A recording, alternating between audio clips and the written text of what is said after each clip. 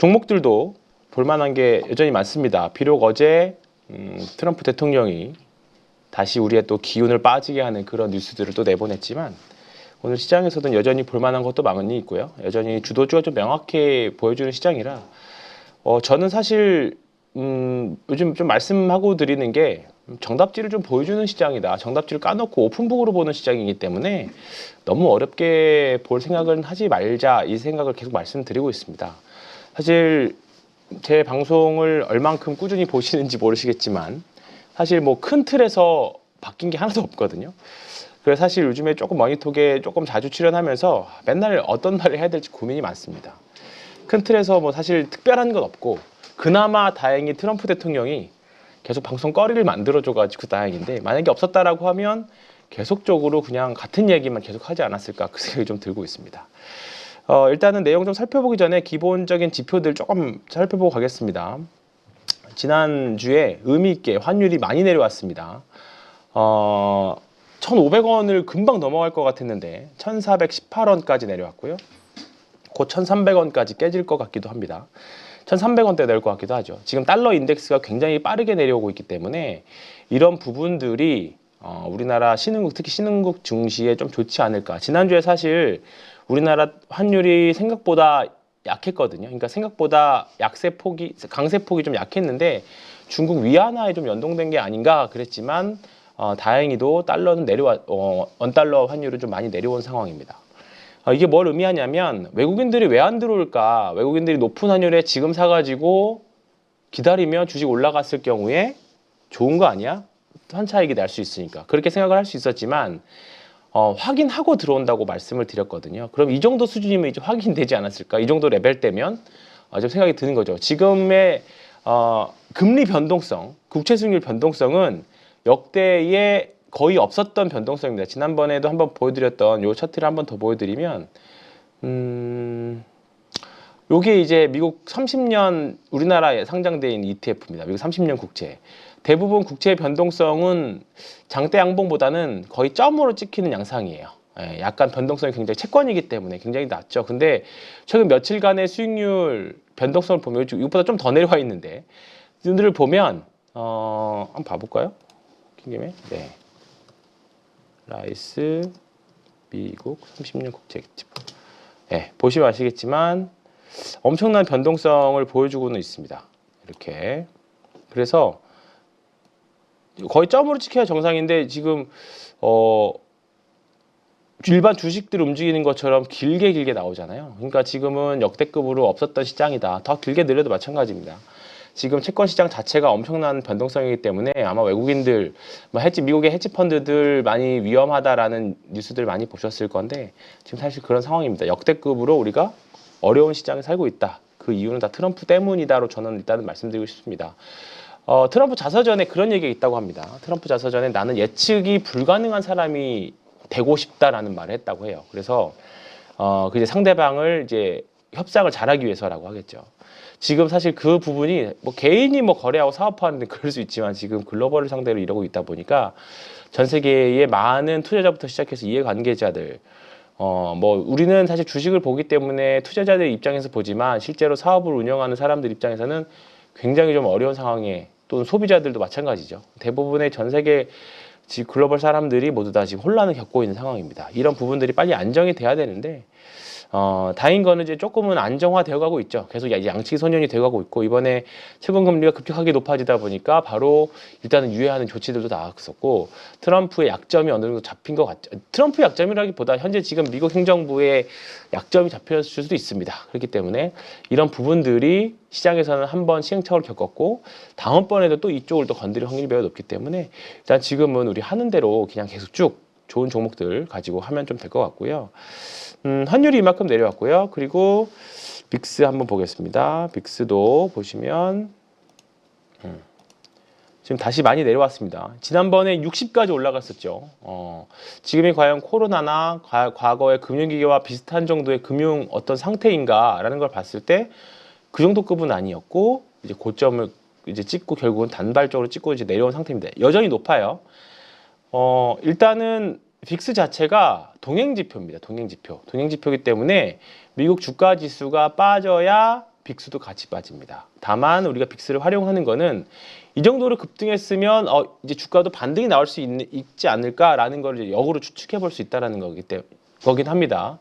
그런데 빅스가 너무 높다라고 해서 무조건 주가가 무조건 낮다라고 해서 우리가 반등하는 거 아니야라를 우리가 예상할 수 없는 것처럼 없지만 빅스는 그래도 과거의 평균치 이 정도의 변동성이면 이제는 좀 바닥이지 않을까 그걸 역으로 추천 한번 사용을 해볼 수 있다는 거죠. 근데 이제 여전히 높은 편이긴 합니다만 주가가 조금 더 반등한다라고 하면 빅스는 다시 제자리로 내려올 거라고 보고요.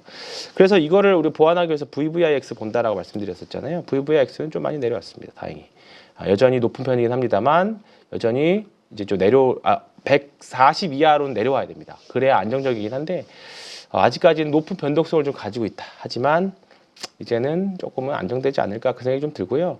저는 가격이 가장 우선이라고 생각합니다. 가격. 근데 지금 일단은 지난주에 말씀드렸던 대로 어딨냐.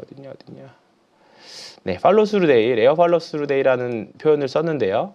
지난주에 이 표현이 나왔습니다. 그리고 지난주 양호한 흐름이 나왔고 이런 부분들이 뭐 앞으로 향후에 추가적인 관세를 부과할 수도 있지만 이런 부분들이 다 가격이 다 녹아져 있다고 생각합니다. 그것까지 생각을 했다면 사실 유예였잖아요. 유예라는 말을 했는데도 불구하고 반등이 나왔다는 거는 시장 참여자들, 투자자들은 일단 어느 정도 예상은 하고 있다. 대응은 다음번은 안 당한다. 그런 부분들이 저는 가격이 다 녹아져 있다라고 생각을 하고 있습니다. 그래서 이렇게 좀 확인을 해봤고요. 이제 지난밤에 계속 이제 흐름은 미국 관세, 경제 노이즈가 있었고 또 투매가 있었고 지금은 다시 트럼프가 다시 반도체 관련 추가 정보 발표 예정이라고 상호관세 유예에서 면제한다라고 했지만 다시 이 부분들이 네 여기 있죠.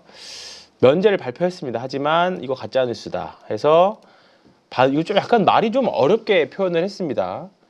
반도체가 들어가는 모든 IT 기기들 말씀드리기 편하게 전자제품 목록 이런 부분들이 관세에 포함될 예정이다. 결국은 한 달 뒤에 다시 하겠다라는 거잖아요. 그렇다 보니까 주말간의 반도체 반등에 대한 특히 삼성전자 밸류체인, 삼성전자 밸류체인에 대해서 엄청난 기대를 했지만 다행히 뭐 장 개시 전에 오히려 급등 전에 이미 발표를 해줘가지고 차라리 날 수도 있습니다. 장중에 발표를 했거나 그랬으면 또 시장에서는 또 투매가 나왔을 건데 그냥 아무 없던 일로 하자라고 됐기 때문에 이런 부분들이면 어떻게 보면 변동성을 좀 줄여주는 그런 요인이 될 것 같아요. 그래서 이런 부분들은 품목관세는 어차피 포함될 예정이라고 계속 말은 해왔었거든요. 약간 시장에 왜곡이 있어서 그런지 전달하는 과정에서 그런지는 몰라도 일단은 이번 주말에 나왔던 이유는 좀 어떻게 보면 해프닝이라고 보기에는 조금 너무 좀 작은 표현이긴 하지만 일단 주식시장에는 아무런 영향이 없겠다라고 이렇게 보시면 될 것 같습니다. 그래서 사실 월요일 날 시장이 오늘 어떻게 반영을 할지 되게 좀 궁금하긴 했습니다만 얼만큼 시장의 수급을 반도체가 가져가느냐가 문제였었죠. 최근에 삼성전자, 하이닉스 개인들이 두 개 합쳐가지고 계속 추가 매수를 했습니다. 3조 원 가량을 추가 매수를 했는데 이런 부분들에 대한 이번에 개인이 드디어 빛을 보나 했지만 아직까지는 조금 이르다. 다만 여기 지금 말씀드리는 이제 우리나라는 수출 증가율에 굉장히 민감한 나라입니다. 요거 2024년까지 자료이긴 합니다만 수출 증가율에 따라서 코스피가 계속적으로 같이 움직이는 거거든요. 근데 지금 최근에 나온 4월 초에 나왔던 3월달 수출 증가율을 보면 그래도 이제 조금씩 늘어나고 있습니다. 그리고 이제 우리나라도 정치적으로 안정되고 미국도 이 관세 부분이나 이런 부분들 벗어나고 그다음에 유럽의 재정 확장 정책 이런 부분들이 조금 지나고 난다라고 하면 우리나라 수출도 점차 지금보다는 작년보다는 많이 좋아질 거라고 보고 있습니다. 아직까지는 3월 달에 일부 4월 초에 일부 수출이 잘 나왔던 화장품, 선박은 아니겠네요. 화장품 같은 경우에는 미리 반도체랑 재고를 미리 땡겨온 거 아니냐. 관세가 부과돼서 가격이 비싸기 전에 그런 부분들에 있어서는 좀 그런 의심은 있지만 일단 여전히 2월 달 대비 3월 달 수출 보시면 선박류가 가장 좋고요. 그 다음에 컴퓨터 관련 좋고 화장품 여전히 좋고 그렇습니다. 의약품은 조금 안 좋지만 기술주들이 나오면서 전반적으로 기술주 관련 이슈가 있는 종목들을 캐리를 하고 있고 반도체도 여전히 좋고 그런 상태입니다.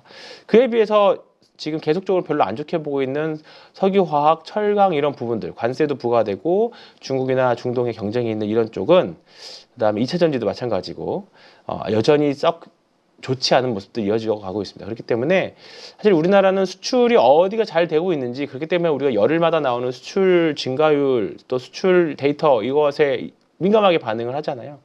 지난주에 이제 화장품 섹터가 수출이 굉장히 잘 나오다 보니까, 이거는 사실 화장품이, 우리나라 화장품이 좋은 것도 있지만 관세로 가격이 부과되기 전에 미리 재고를 땡겨놓은 게 아닌가, 그 생각이 사실 조금 강하게 듭니다. 왜냐하면 수출 데이터 증가 같은 경우에는, 필러 같은 경우에는 너무 많이 올랐거든요, 증가율이. 그렇기 때문에 이건 좀 무슨 개별적인 이슈가 있지 않겠느냐라고 생각을 해보면 그 이슈밖에 떠오르지는 않습니다. 그래서 지난주에 관련된 종목들이 다 좋은 흐름 보여줬었습니다. 파마리서치 보시겠지만 역사적 신고가 갔습니다. 그 다음에 바이오 플러스도 그렇고요.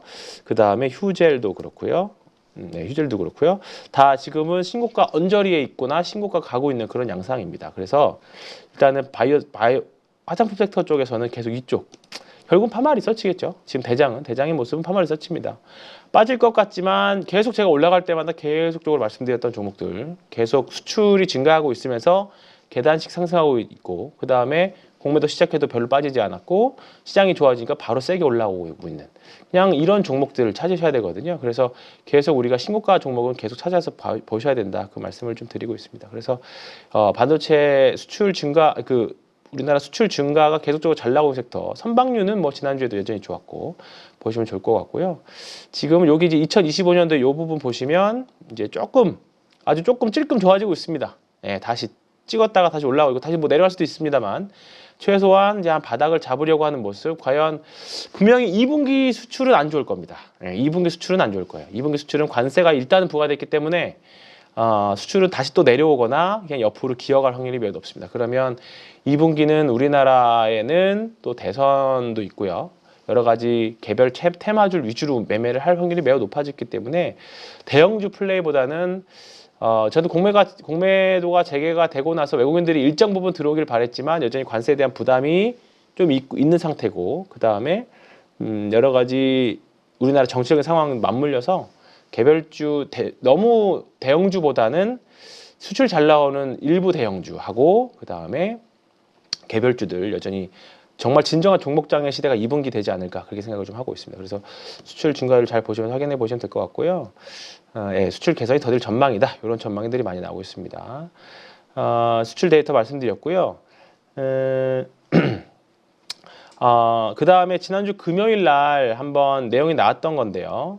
미국 FDA에서 의료 AI와 관련된 아주 의미 있는 보도가 나왔습니다. 그래서 그 기타 약물, 동물 실험 요건을 단계적으로 폐지를 하겠다라고 하는 기사가 나왔어요. 그러니까 지금 보면 기존의 신약을 개발하려면 세포 실험하고 동물 실험하고 임상 실험, 사람에 대한 임상 실험을 했던 개발 구조였는데, 우리가 옛날에 반도체 무어의 법칙을 뒤집어서 약간 다른 표현을 하거든요. 반도체는 시간이 올라갈수록, 시간이 지나면 지날수록 집적도가 2배로 증가한다 였지만, 반대로 지금 신약은 시간이 증가하면 증가할수록 비용이 2배로 막 증가하고 있습니다. 2~3배로. 그래서 지금 왜냐하면 워낙에 많은 이제 진입 조건들이 까다로워졌고요.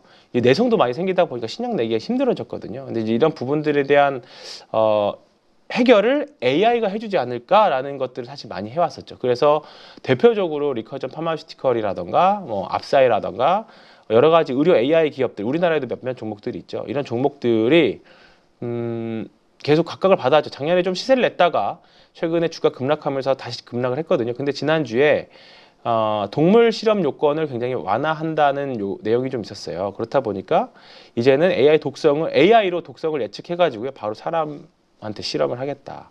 세포 시발한 다음에 임상 실험하겠다. 그렇게 된 거죠. 그렇다 보니까 이게 의료 AI 관련주가 굉장히 좀 의미 있는 모습을 좀 보여줬었습니다. 그래서 미국의 대표적인 RX라고 하죠. 리커전 파마슈티컬스가 지난주 27%까지 올랐고요. 압사이도 23% 이렇게나 많이 올랐습니다. 그런 상태이기 때문에 우리나라도 지난주 금요일 날 의미 있는 종목들이 좀 있었죠. 신테카바이오. 이게 일단 저는 개인적으로는 가장 우리나라 의료 AI 중에서 가장 의미 있는 주도주를 좀 보여주지 않을까라는 생각을 하고 있는데, 이제 시가총액 1,100억입니다. 올라왔고, 그 다음에 지난주에는 온코크로스가 상한가를 갔죠. 네, 온코크로스가 상한가를 갔습니다. 이것도 1,300억 정도 수준인데 신규성장주고요. 이 두 종목이 앞으로 대장 역할을 왔다 갔다 하면서 하지 않을까 그렇게 생각은 하고 있어요. 그러니까 어떻게 보면 미국에서 앞으로 동물 실험을 폐지를 하고 의료 AI 쪽으로 가지 않을까라는 게 이제 어느 정도 방향이 명확해졌기 때문에 이런 부분들이 미국도 그렇고 한국도 그렇고 굉장히 큰 의미 있는 성과를 낼 수 있지 않을까. 그래서 오늘도 여전히 관심을 갖고 있는 주식입니다만, 제가 항상 중요하게 생각하는 신고가는 아니잖아요. 4주 신고가는 아닙니다. 근데 이제 여기까지만 벗어나면, 이제 여기 이상 22,800원 여기까지만 넘어가면, 또는 신테카바이오 같은 경우에는 여기까지만 넘어가면 아직 여전히 저는 뭐 여기 물량 여기 매물대 맞고 내릴 수도 있는 거잖아요. 근데 반대로 여기를 뚫고 올라가 버리면 의미 있는 2단계가 될 수 있습니다. 그러니까 제가 자료 맨 뒤에 항상 넣어놓는 저는 이제 2단계에서 매매하자라는 생각 말씀드리잖아요. 이 구간을 지나서 1단계를 지나서 2단계를 넘어가는, 2단계로 집중하는 이제 그런 구간이 됩니다. 그렇기 때문에 지금 못 사서 아쉬울 거 하나도 없다. 제 생각은 그렇습니다. 지금 못 사서 전혀 아쉬울 거 하나도 없고요. 오히려 확인하고 여기를 넘고 지금보다 한 30% 정도 더 오른 다음에 사도, 만약에 이게 추세를 만들어서 제대로 가는 종목이라고 하면 사실 전혀 상관없다 생각합니다. 물론 지금 사서 성공해가지고 여기를 뚫고 올라가면 너무 나이스. 하지만 맞고 내려오거나 맞고 또 질질질 끌고 갈 수 있는 그런 확률도 항상 내재해 있다. 그런 관점이기 때문에 그만큼 여기서 사서 가지고 마음고생 하시면서 올라가는 거는 성공하면 그만큼의 이제 리턴을 가져가시는 거고요. 그게 아니라 나는 확실하게 여기 뚫고 올라가면 사겠다라는 생각을 하면 좀 비싸게 사더라도 좀 추세가 가속화됐을 때 붙는 그런 위치라고 볼 수 있죠. 그런 관점을 보면 온코크로스가 훨씬 낫죠. 사실 왜냐하면 신테카바이오 같은 경우에는 앞에 계속 이게 다 어쨌든 매물이잖아요. 시간이 좀 많이 지나는 거였더라도. 근데 온코크로스 같은 경우에는 사실 여기만 넘어가 주면 아주 의미 있는 시세가 얼마까지 갈지 모르죠. 아무리 비싸다고 하더라도 앞으로 결국은 이런 성장주들은 이제 그런 성장성에 배팅하는 거기 때문에 이런 거지 비슷한 흐름을 보여주고 있는 게 SAMG 엔터죠. 티니핑을 말씀드렸는데요. 여기 뚫고 올라가니까 결국은 이만큼까지 왔습니다. 물론 내용이 아주 좋죠. 내용이 아주 좋고요.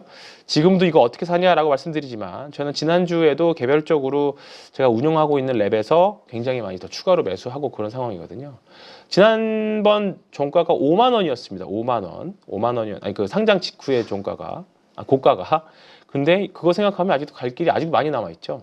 그때와 지금은 그리고 상황도 아주 다릅니다. 그때는 국내 티니핑, 국내 뭐 부모들의 등골 브레이커 뭐 그런 인식이 강했지만 지금의 티니핑은 글로벌 진출을 하는 완구 기업이라고 하기는 그렇고요. 향후 아시아 글로벌 제2의 포켓몬 또는 디즈니까지도 꿈꿔볼 수 있는, 아직은 좀 먼 미래지만 그런 계획들을 가지고 있습니다. 이제 일본으로 본격적으로 진출하고 있고요. 중국에는 이미 많이 진출돼 있고 이런 부분들에 있어서 굉장히 의미 있게 보셔야 되는 기업이다. 신고가 계속 가는 기업들은. 그래서 SAMG 엔터 단순하게 우리가 티니핑으로만 놓고 볼 거는 아니다. 그렇게 말씀드리고 싶습니다. 지금 가장 추세도 좋고 실적 성장성이나 주가 상승 스토리들이 아주 잘 저변에 깔려 있는, 이게 그리고 신용밖에 안 되는 종목이기 때문에 현금으로밖에 안 됩니다. 그래서 이런 종목들을 보시면 그래서 약간 투매도 좀 덜 나올 수 있는 그런 종목입니다. 앞서 말씀드렸던 대로 현재 그 편안하게 정답지를 주고 간다라고 말씀드렸는데요. 조선, 음식료, 화장품, 바이오, 엔터, 뭐 LNG 관련주 이런 것까지 계속적으로 뭐 저는 사실 바뀐 거 하나도 없습니다. 계속 말씀드렸던 종목 내에서 순환매 또는 보유 또는 트레이딩 다 가능하다라고 생각을 하고 있고요.